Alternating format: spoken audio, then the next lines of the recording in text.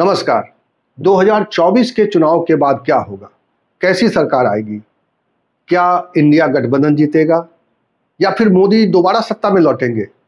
और क्या अगर मोदी दोबारा सत्ता में लौटते हैं तो भारत हिंदू राष्ट्र बन जाएगा?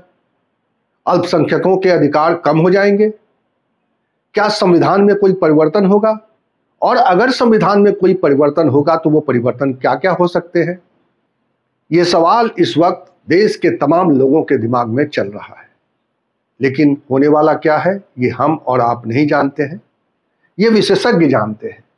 और विशेषज्ञों से देश के भविष्य के बारे में जानने की एक कोशिश के तहत ये श्रृंखला शुरू की गई है, जिसमें हमने अभी तक काफ़ी लोगों से बात की है। और इस कड़ी में हम बात करने जा रहे हैं जाने माने पत्रकार राहुल देव से। राहुल देव के बारे में परिचय तो आपको रामदत्त त्रिपाठी कराएंगे, लेकिन रामदत्त त्रिपाठी के बारे में मैं आपको बता दूं कि रामदत्त त्रिपाठी वो पत्रकार हैं जिन्होंने 3 दशक से भी ज़्यादा लंबे समय तक बीबीसी के लिए काम किया है। आज का बीबीसी नहीं, जिस पर कई तरह के सवाल भारत में उठाए जाते हैं, उस बीबीसी का जिसकी पत्रकारिता का लोहा दुनिया मानती रही है। तो पेश है राहुल देव का वो इंटरव्यू जिसमें इस वक्त आपके दिमाग में जितने भी सवाल चल रहे हैं 2024 के चुनाव को लेकर, उन सारे सवालों का जवाब मिलेगा। 2 कड़ियों में ये इंटरव्यू आपके सामने आएगा। ये पहली कड़ी है।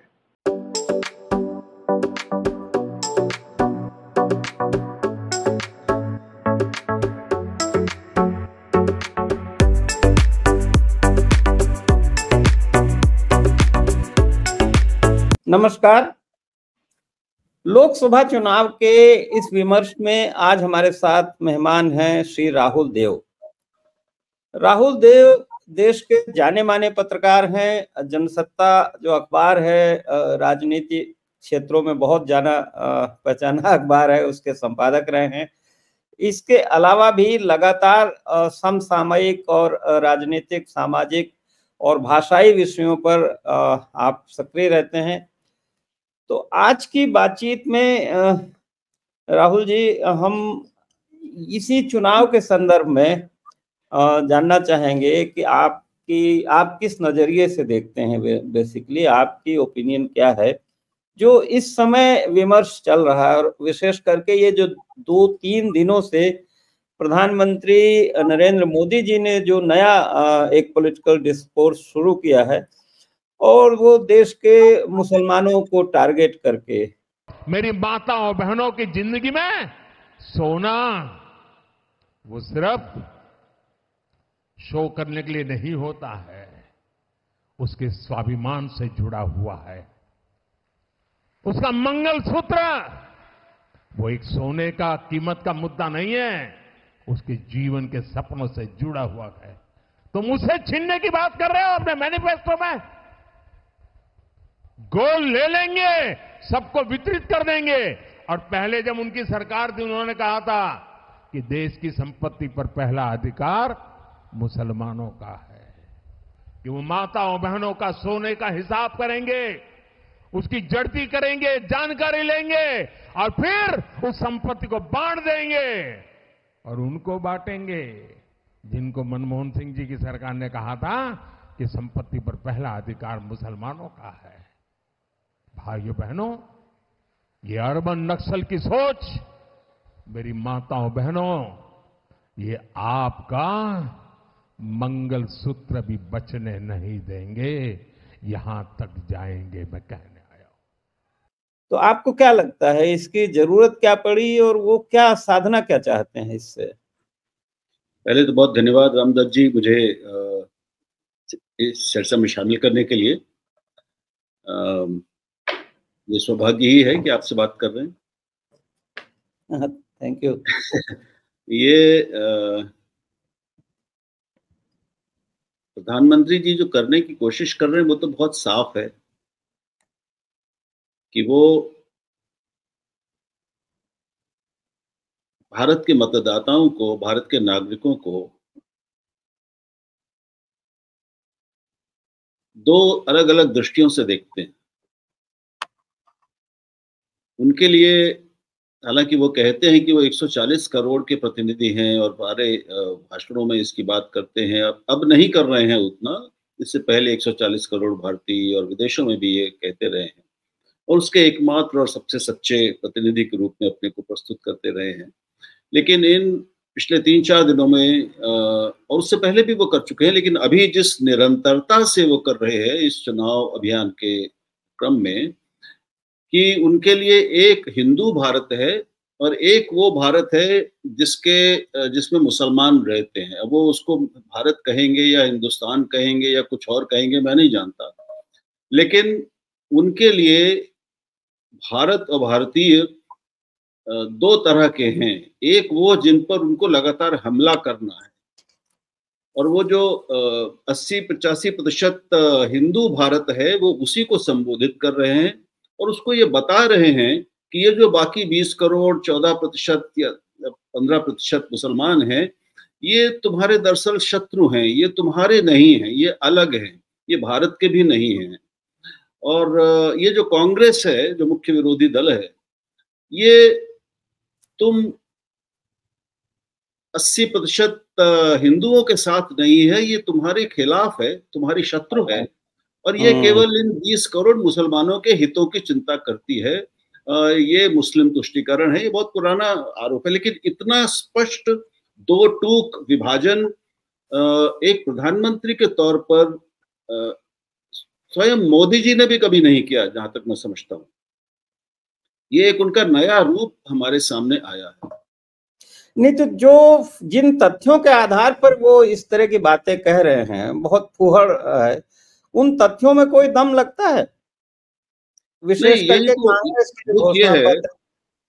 देखिए, दुख ये है कि इस तरह की बातें, इस तरह के आरोप और इस तरह के विभाजन बीजेपी या हिंदूवादी संगठनों के, उसमें आप शिवसेना को भी शामिल कर सकते हैं, उसमें आप हिंदू महासभा को भी शामिल कर सकते हैं, और इनके इस तरह के जो थोड़े बहुत और संगठन हैं उनको भी शामिल कर सकते हैं। वो तो बरसों दशकों से करते रहे हैं। वो हम 90-92 में सुनते रहे हैं उस दौरान। जी हाँ, उससे पहले नहीं। कांग्रेस या मुस्लिम तुष्टीकरण करती है, ये नारा तो जब मैं बच्चा था तब से मैं सुन रहा हूँ, ये बात आप भी शायद सुन रहे होंगे। तो लेकिन कोई एक सामान्य कार्यकर्ता पार्टी का, विश्व हिंदू परिषद का व्यक्ति, कोई या बीजेपी का कोई सामान्य कार्यकर्ता, कोई विधायक या कोई सांसद, इस तरह के लोग, गिरिराज सिंह जैसे लोग, साध्वी प्रज्ञा जैसे लोग इस तरह की बात करते तो समझ में आता, लेकिन हमारे देश का प्रधानमंत्री ऐसा कह रहा है, लगातार कह रहा है, तो ये कोई हम कहते हैं कि जुबान फिसलने वाली बात नहीं है, तो बहुत सोची समझी रणनीति है।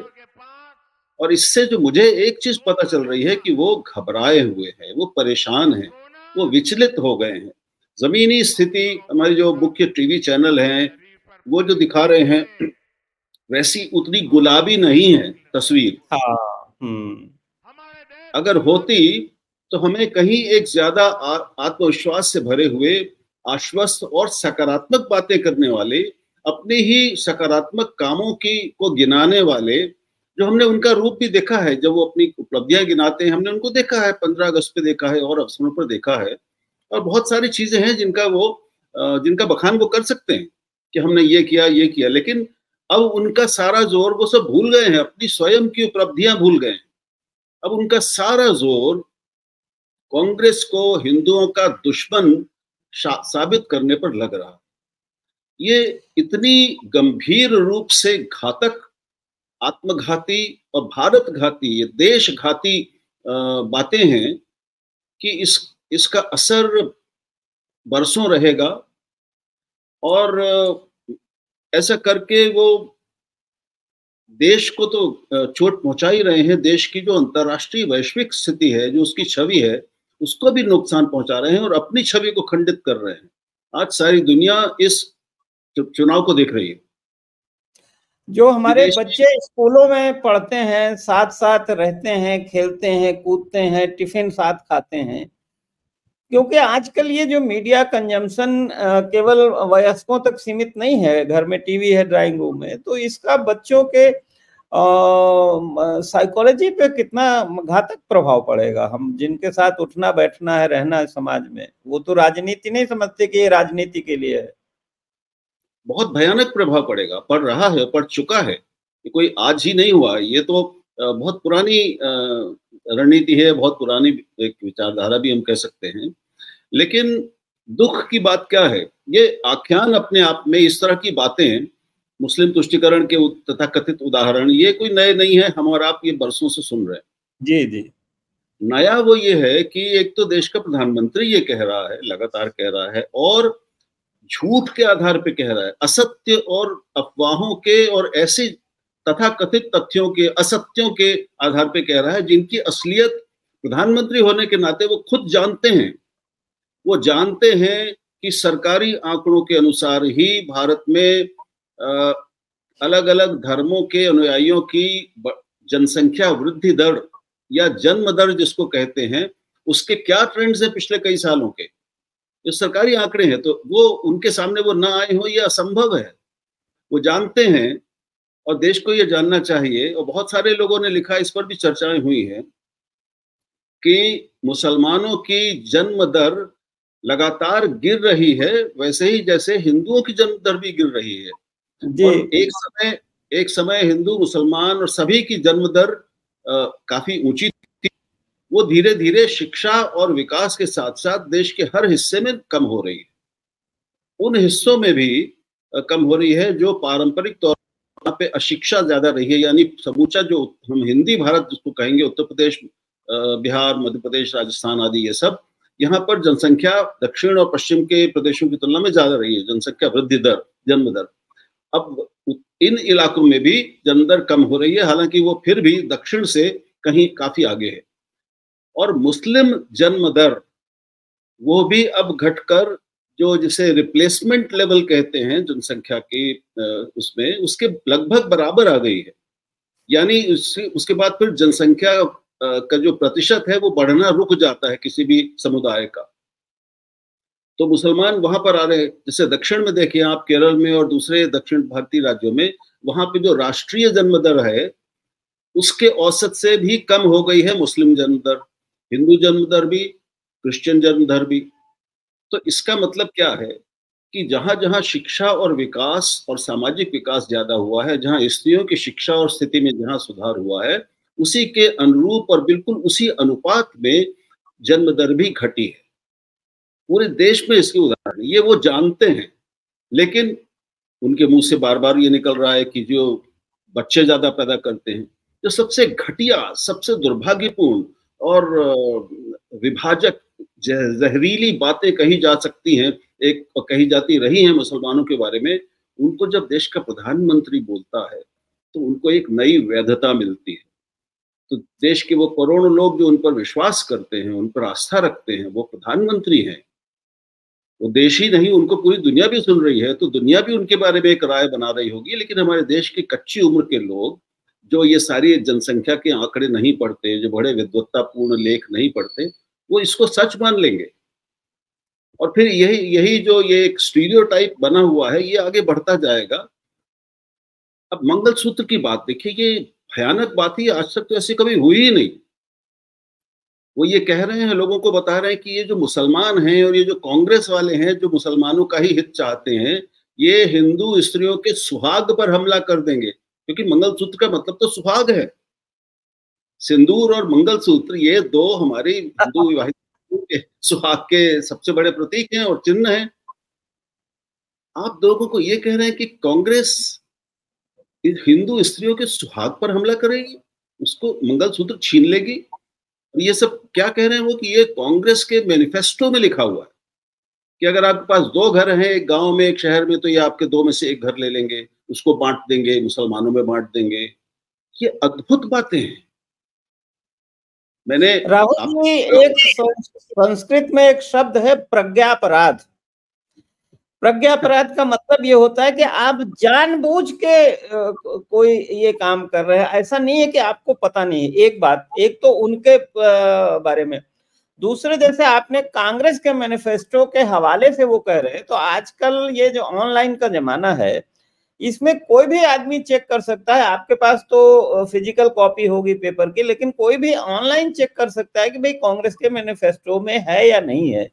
तो अगर देश के नागरिक ये समझने लगे कि प्राइम मिनिस्टर तो सचमुच में बहुत झूठा आदमी है, तो उससे देश की क्या इज्जत बढ़ेगी और मोदी जी की क्या इज्जत बढ़ेगी। देखिए, आप देश में भी जो कुछ अच्छे अखबार अभी बाकी हैं, सम्मानित प्रतिष्ठित अखबार हैं, उनके संपादकीय इस विषय पे पिछले 2 दिनों में जो आए हैं, वो गौर करने लायक हैं, पढ़ने लायक हैं, सबको पढ़ने चाहिए। विदेशी जो दुनिया में प्रतिष्ठित अखबार हैं विदेशों के, वहाँ खूब संपादकीय टिप्पणियां और संपादकीय इस पर आ रहे हैं। तो इस पर लोगों की निगाह है और इसका मोदी जी की अपनी छवि पर भी असर पड़ रहा है। इससे वो अनवगत हों ऐसा मैं नहीं मानता, लेकिन उनको चिंता नहीं है शायद उसकी। उनको ये चुनाव जीतना है, चाहे कुछ भी हो जाए। तो इससे कई तरह के नए डर भी पैदा हो रहे हैं। पहली बात ये कि जी नहीं, आप बताइए कि हम अपने प्रधानमंत्री से अपेक्षा करते हैं कि उनकी अपनी एक दृष्टि हो सकती है, एक विचारधारा है, वो हम सब जानते हैं, उससे सहमत असहमत सब हो सकते हैं। लेकिन हम ये अपेक्षा तो करते ही हैं कि जब प्रधानमंत्री बोलेगा, चाहे वो किसी अंतर्राष्ट्रीय मंच पर बोले या वो चुनाव सभा में बोले, तो शैली में अंतर हो सकता है, लेकिन तथ्यों में अंतर नहीं होगा। एक्चुअली करेक्ट होना चाहिए ना। जी बिल्कुल। तो जब आप अपने प्रमुख विरोधी दल के विरोध में उसके चुनाव घोषणा पत्र को कोट करते हैं, उद्धृत कर रहे हैं कि उसमें ऐसा लिखा है, उसमें ये लिखा है, जब आप ये कहते हैं कि वो उसका जो अल्पसंख्यकों वाला हिस्सा है वो मुस्लिम लीगी है, वो मुस्लिम लीग की छाप है उस पर, तो मैंने जीवन में पहली बार, मैं आपको बताऊं, मैंने आज तक कभी कांग्रेस का बचाव नहीं किया। मैं तो पैदाइशी कांग्रेस विरोधी हूँ। आप जानते हैं कि संघ में ही कितना रहा हूं।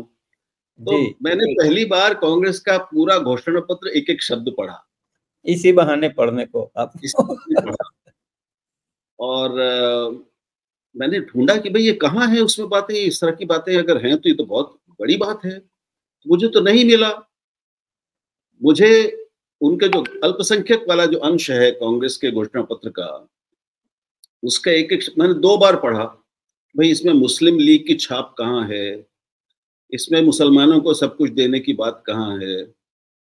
तो मैंने पाया कि उसमें और जो हमारे संविधान में अल्पसंख्यकों के लिए जो एक 6 अनुच्छेद हैं, अनुच्छेद 15, 16, 25, 28, 29 और 30, वो 2-2 बार पढ़ा, घोषणा पत्र को 2-2 बार पढ़ा। मैंने पाया कि दोनों में जबरदस्त समानता है। और मुझे फिर एक बहस में कांग्रेस के बीजेपी के प्रवक्ता से पूछना पड़ा कि भाई ये जो आदरणीय प्रधानमंत्री जी कह रहे हैं कि मुस्लिम लीग की छाप है इसमें, तो मुझे एक शब्द बताइए जो इस घोषणा पत्र में के अल्पसंख्यक हिस्से में है, जो हमारे संविधान से में दिए गए प्रावधानों अनुच्छेदों से अलग है। विपरीत तो जाने दीजिए, अलग है। घोषणा पत्र कह रहा है कि भाई संविधान में अनुच्छेद 15, 16, 25, 28, 29, 30 इनका हम आदर करेंगे, इनका आदर सुनिश्चित करवाएंगे, उनका अनुपालन सुनिश्चित करवाएंगे। तो संविधान की ही बात कर रहे हैं। तो अब इतनी जहरीली बात कि ये मुस्लिम लीगी है, मुस्लिम लीग की छाप है, अब इसका कोई तथ्यात्मक आधार है? अब बात अभी जो नया चल रहा है कि ये सबकी संपत्ति, हिंदुओं की संपत्ति खरीद लेंगे, ये हमारी महिलाओं के सोना चांदी जो गहने उनके पास हैं, जो स्त्री धन है वो ले लेंगे और ये लोगों में बांट देंगे। ये कहाँ है? मतलब कोई कांग्रेस की 1000 गलतियां कांग्रेस ने की है इतिहास में और आज भी कर रही है, लेकिन इतनी मूर्ख नहीं है वो, कोई भी पार्टी मूर्ख नहीं कि वो इस तरह की बात कहे या छाप दे अपने घोषणा। राहुल जी, ये कांग्रेस की बात नहीं है। इससे तो मतलब ये भी हो सकता है कि आगे चल के मतलब अगर लोग अपना शांत चित्त न रखें तो दंगे भड़क सकते हैं, लूटमार हो सकती है कि भाई ये तो हमारी संपत्ति ले जाएंगे। मतलब वैसे ही नोटबंदी में लोगों का पैसा सरकार ले गई, अब अगर कुछ जेवर जाति बचा है तो वो मुसलमान छीन लेंगे। मतलब एक तरह से तो यही कहने का मतलब है ना। मुझे आश्चर्य नहीं हुआ कि अगर मन में कहीं ये दबी हुई इच्छा है, दबी या खुली हुई इच्छा, मैं नहीं जानता, लेकिन इसके संभावित परिणामों से वो परिचित ना हो, समझते ना हो। वो बहुत बुद्धिमान आदमी हैं, बहुत विलक्षण प्रतिभा है उनमें, वो जीनियस है राजनीति के, मोदी जी। इसमें कोई शक नहीं है। उनके जैसा राजनीतिज्ञ पिछले कई दशकों में हुआ नहीं है भारत में। डेफिनेटली जीनियस है, इस तरह के आविष्कार कर रहे हैं तो जीनियस ही होंगे कि जो चीज कहीं नहीं नहीं, मैं तो हंस के कह रहा हूँ। अब नहीं, आप पूर्व प्रधानमंत्री के भाषण को जो नीति आयोग में दिया गया हो, जो रिकॉर्डेड है, आप उसको भी ट्विस्ट कर रहे हैं, मतलब क्या मतलब है? ये तो बीजेपी पिछले 18 साल से कर रही है। वो तो नेहरू जी कर रहे थे। राष्ट्रीय विकास परिषद में दिया था, नीति आयोग में नहीं, मनमोहन सिंह ने। नहीं, मैं कह रहा हूँ नेहरू जी का करते थे, मोहन जी को भी, मनमोहन सिंह जी को भी इस लायक समझा, ये तो बड़ी बात है ना। नहीं, वो क्योंकि वो जो एक वाक्य है, आपको याद होगा, ये आज की नई बात नहीं है। बीजेपी और उनके जो मनमोहन सिंह और कांग्रेस के विरोधी और लोग भी, वो उस एक वाक्य को 18 साल से इस्तेमाल करके मनमोहन सिंह और कांग्रेस को कटघरे में खड़ा कर रहे हैं, जबकि वो एक कॉन्टेक्स्ट में है पूरा, जबकि वो पूरा पैरा है। देखिए, हम और आप लिखने पढ़ने वाले लोग हैं, और वो एक प्रधानमंत्री जब बोलता है और लिखित भाषण पढ़ रहे हैं मनमोहन सिंह, तो फिर उसमें हर चीज एक वो एक्सटेम्पोर नहीं है, सुविचारित एक तरीका होता है, पूरा एक आर्गुमेंट जिसको हम कहते हैं, कथ्य, उसका क्रमिक विकास भी होता है। वो यूं ही नहीं लिख दिया जाता कविता कहानी की तरह। वो जनरली ऑफिसर बनाते हैं उसको, फिर वो उसमें फाइन ट्यूनिंग होती है। तो उसमें उस पैरे को अगर हमारे दर्शक सभी पढ़ें, तो उसका पहला वाक्य क्या है कि ये हमारी प्राथमिकताएं होंगी, हमारी नीति और हमारे शासन की ये प्राथमिकताएं होनी चाहिए। उसके बाद वो प्राथमिकताएं गिनाते हैं, शिक्षा, स्वास्थ्य, खेती।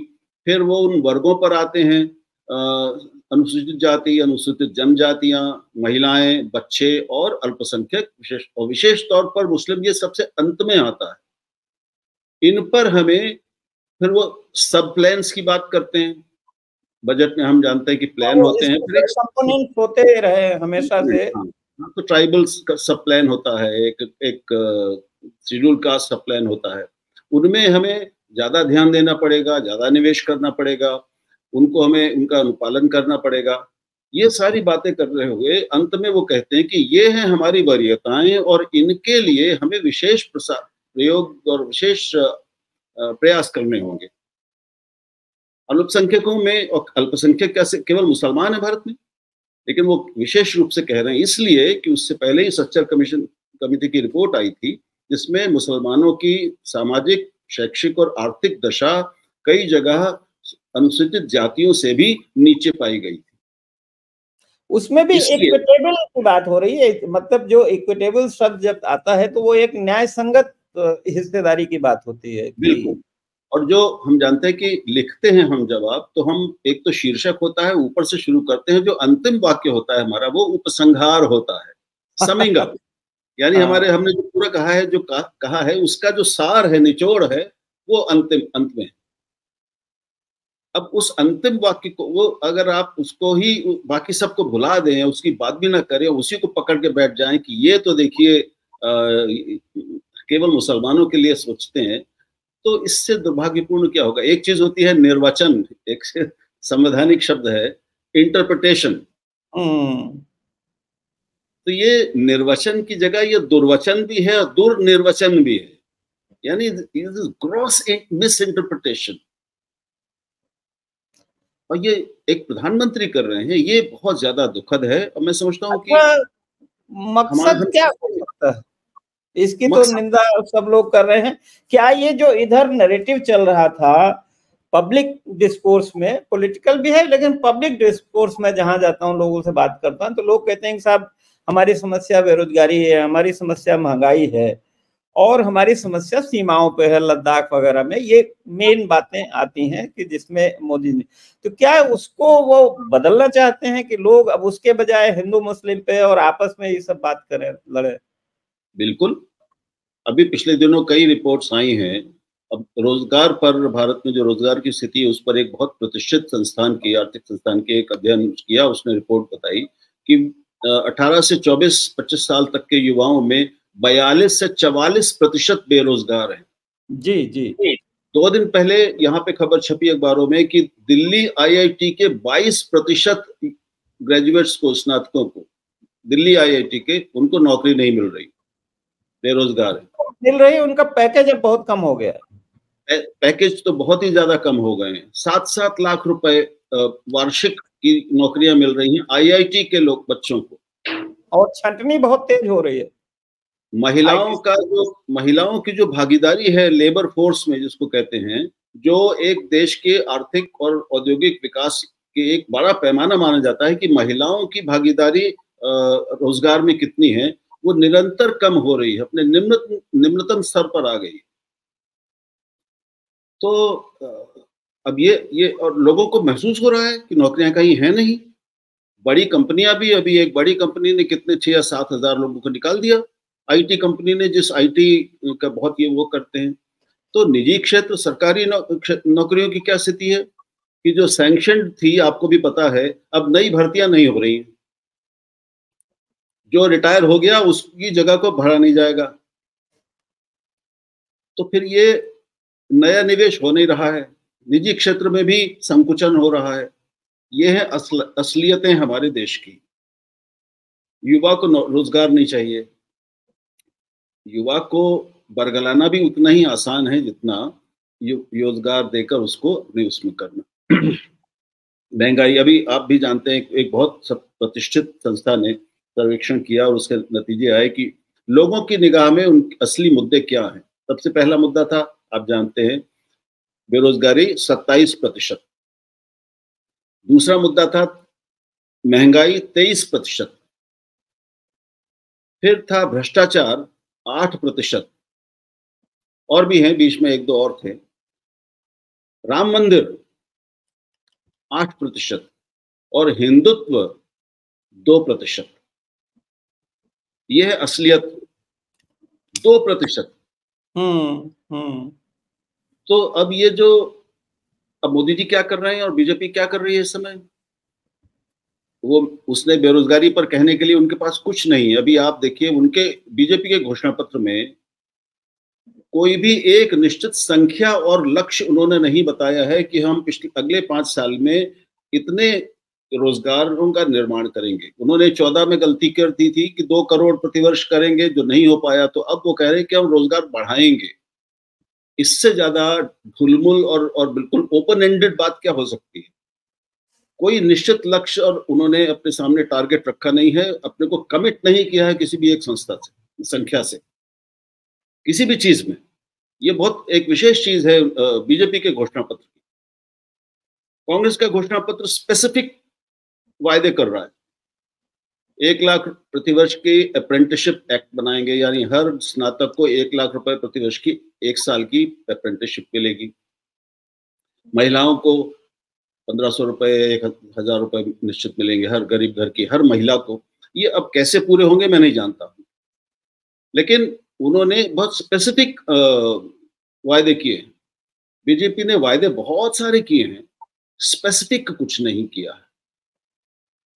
तो अब दिक्कत क्या है कि हमारे आप जैसे लोगों को छोड़कर जो आम हमारा नागरिक है, वो कोई भी घोषणा पत्र पढ़ता नहीं है। एक 56 पन्ने का बीजेपी का घोषणा पत्र है, एक इनका 48 पन्ने का है कांग्रेस का, दूसरी पार्टियों के भी अलग अलग घोषणा पत्र, इनको कोई नहीं पढ़ता।